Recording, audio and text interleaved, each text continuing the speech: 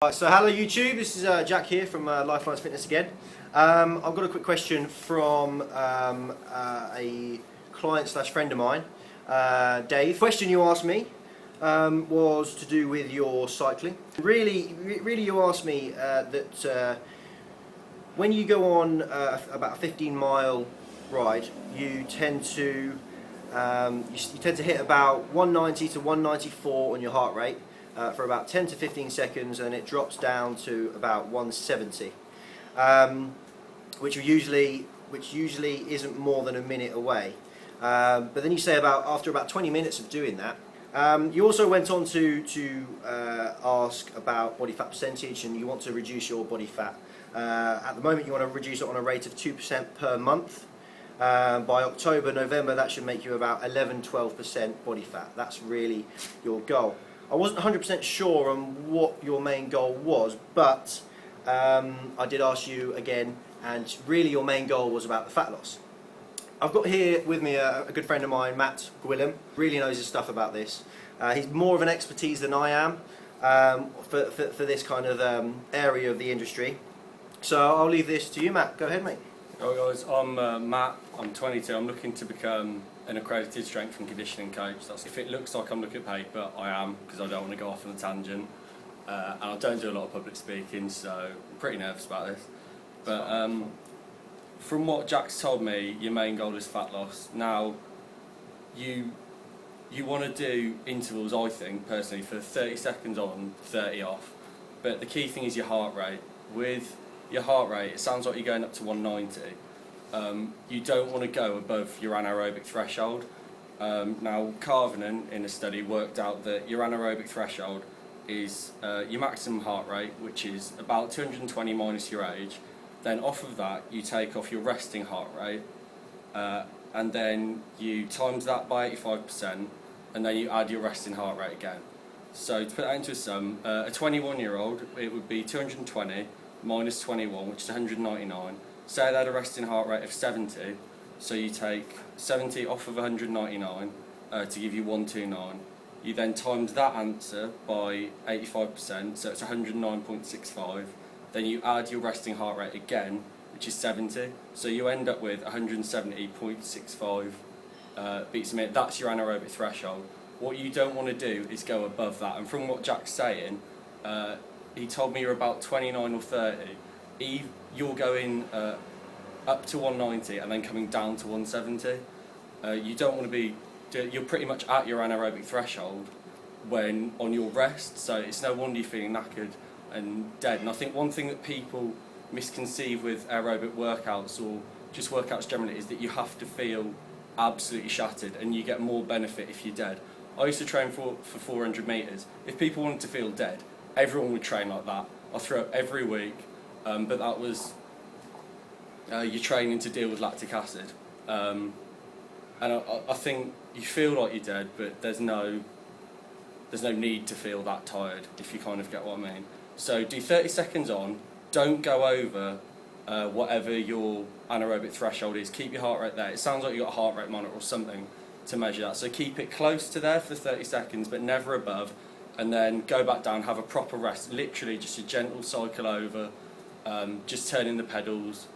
So that would be for what I'd do for fat loss. If it's more performance based, I'd get on some sort of strength program straight away, because basically it makes you more efficient. If your legs are stronger, it takes less effort to do the same work. That's why it's viewed as such a key thing. Things like leg press. For cycling, there's loads of pictures of Chris Hoy doing like 600 kilo, I think it is. Then there's several ways to improve your aerobic capacity, and this will help with fat loss as well. There's just steady state long rides, like an hour. You're not trying to burn yourself out, but say you know a distance. It sounded like Jack said you were doing 15k, so you just try and beat your time, but you're not trying to do intervals or anything like that. There's another way for interval training to be effective for performance that I looked at, which is where you go faster than your race pace, but for shorter than your race pace time. So, say you know what your 10k pace is. Say you do it in, say you do 5k in 10 minutes on a bike. I don't know if that's remotely the sort of time you'd be doing, that's just purely a guess. What I do is do 3K in 5 minutes. So you're then covering over half the distance, but in half the time, so you're going a little bit faster. But what you always want to do is avoid going over the anaerobic threshold again. So you might keep it just below it, but just keep doing that. There's another thing that would help, which is your alactic capacity, which is increasing like your power, your repeated sprints, sort of thing. So that's like short intervals. I did a speed session this morning. You do short intervals, but slightly longer rest. So say NFL players, the thing that annoys me, people say, oh, NFL players are unfit, they have oxygen masks after they run and stuff like that. They're not, they're just conditioned completely differently, and they're conditioned how they need to be conditioned. If your sport requires you to work for 5 seconds and then you rest 35 and then do that again, which is what 2006 study looking at NFL work rest periods showed, was that 5 seconds work, 35 seconds rest. And they do that. That's how they train. Yeah, that's how they train. That's how they need to be conditioned. They don't need to be able to run a marathon. People go, marathon runners are fitter than NFL players. Now, you could say they are, but if you put a marathon runner through the demands of an American footballer, go out and play American football, they get absolutely smashed. Just the same as the NFL player would struggle with the marathon run. So it's all about what you perceive as fit. NFL players are more NFL fit. Rugby players are more rugby fit. Marathon runners are marathon fit. Something you're doing is going to be long, steady state stuff. Then that's probably the best way you want to train. If you train for fat loss, do the intervals and stuff like that. But the Tour de France guys, I mean, they do like huge amount of miles in a week, more than intervals. So for the fat loss, definitely do intervals, 30 on, 30 off. Don't go above your anaerobic threshold. Really rest in between. If you're doing performance even, I'd mix it up. I'd do, say you have your long bike day where you cover, don't know, 30k. And you just do a really long ride, then do intervals another day.